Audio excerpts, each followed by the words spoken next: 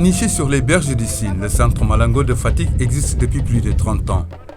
Ici, des guérisseurs, grâce aux secrets hérités de leurs ancêtres, soignent des corps et des esprits malades dans ce centre expérimental de médecine traditionnelle. Il a pour mission de préserver la médecine traditionnelle africaine, les cultures, l'éducation, le plaidoyer et les bonnes pratiques. Fort de sa réputation au plan national et international, le centre accueille une délégation de chercheurs et universitaires américains. Dans la chaleur d'une matinée pascale, les villageois attendent avec impatience l'arrivée d'une délégation du pays de l'oncle Sam, venue s'inspirer de l'école de Malango en matière de traitement des maladies virales et incurables. C'est le sommet de 2 universités noires qui sont venus à l'école de Malango.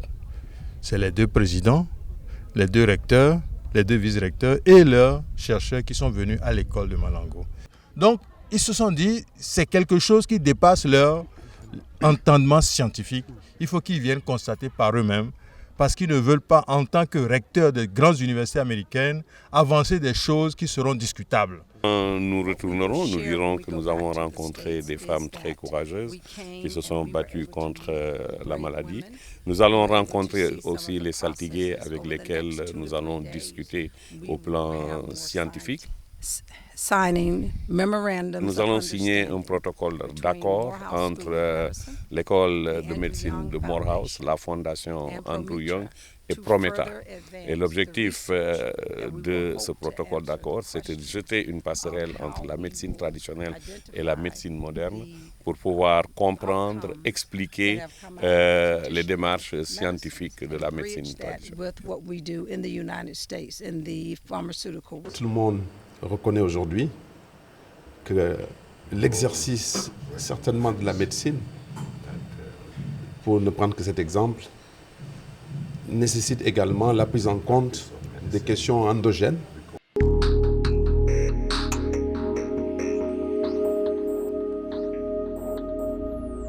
Africa's answer to Ebola. Dramatic scientific findings confirmed by top United States scientists. The notion that a deadly outbreak in Africa could be halted by Africans themselves probably sounds outlandish. Not only Ebola, but just the whole question of medicine, East and West. One of our central objectives has been to understand and build trust among traditional healers who are highly respected in West African countries. This partnership has led to today's promising scientific finding. We made an extract of those herbs at Morehouse Medical School. We sent the extract to Fort Detrick, Maryland. Fort Detrick is the headquarters of the United States Army Medical Research Institute of Infectious Diseases, one of the only laboratories in the United States equipped to study the world's most dangerous viruses. They tested this extract against 3 different varieties of the Ebola virus in petri dishes. And in each one, it stunned and stopped the growth of the virus. Then they tested it against hepatitis, several types of hepatitis. And in the petri dishes, the same thing happened. If it's infectious, they'll turn blue. Blue. If it is not, then they will not. The results are almost literally unbelievable. Not even a single blue cell. It's amazing. Yeah, it's really 100%. Yeah. There is nothing blue. Nothing blue. And that means no HIV. We're going to validate what Dr. Bedoso already knew. Giving him credibility to argue traditional healing and Western medicine are not incompatible. All good knowledge must be spread.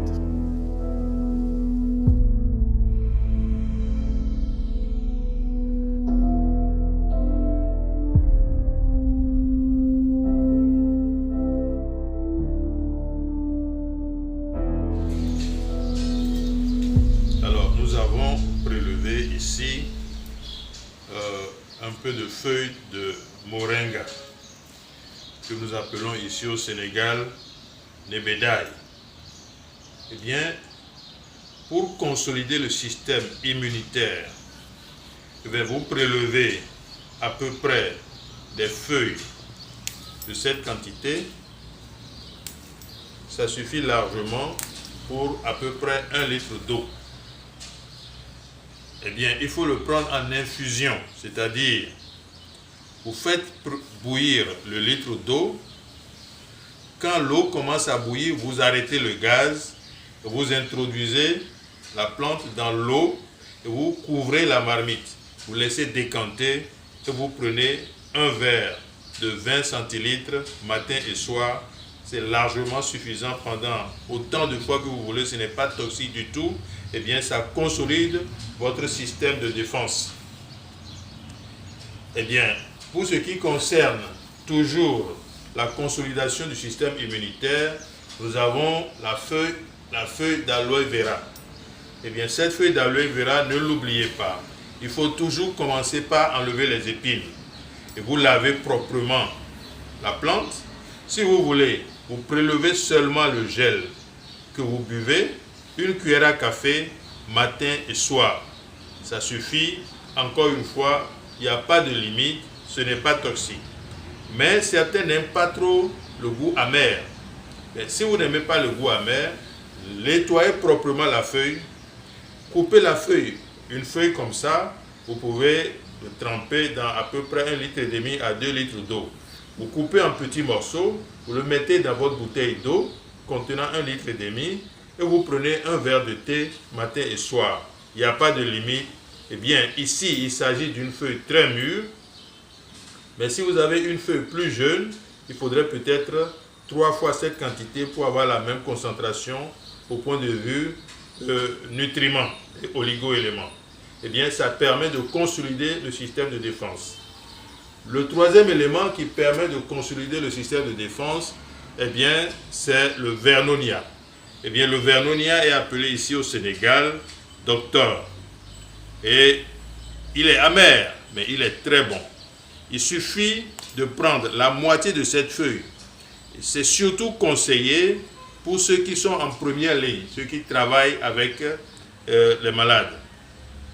Vous prenez la moitié de cette feuille-là et vous le gardez dans la bouche. Si vous préférez, vous pouvez aussi prendre un morceau de cette tige comme un cure-dent que vous gardez dans la bouche, que vous mangez comme du chewing-gum et de temps en temps, vous prélevez le jus et vous l'avalez. Ça vous permet d'éviter, n'est-ce pas, l'infection, surtout pour le personnel médical et paramédical qui sont en contact direct avec les patients. Ceci est bon pour tout le monde. Mais le troisième âge, il faudrait ajouter, pour le troisième âge, eh bien, l'ail. Il est très, très, très bon pour le troisième âge. Eh bien, l'ail, il faut le manger, une gousse d'ail comme ça, après le repas, matin, midi et soir au coucher, et ça suffit largement. Si certains aiment les jus pour boire, préférez les jus de citron.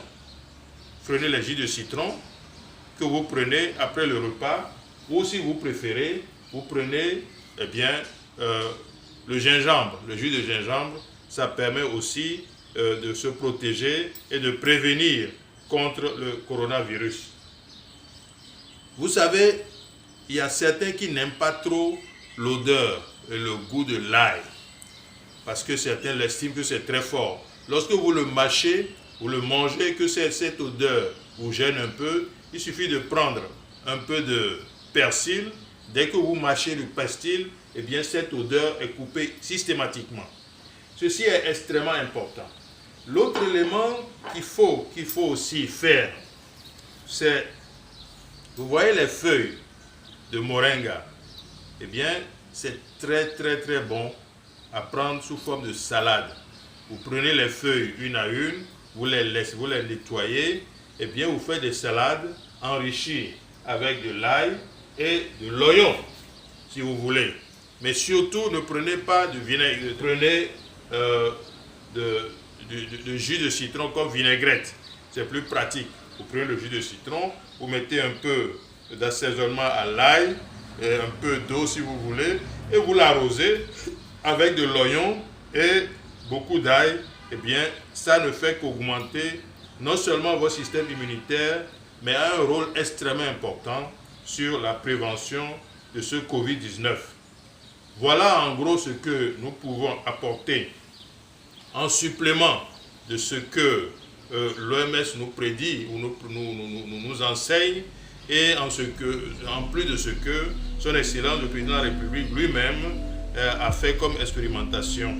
Merci, mes bien-aimés frères et sœurs, mettons-nous ensemble pour combattre ce virus.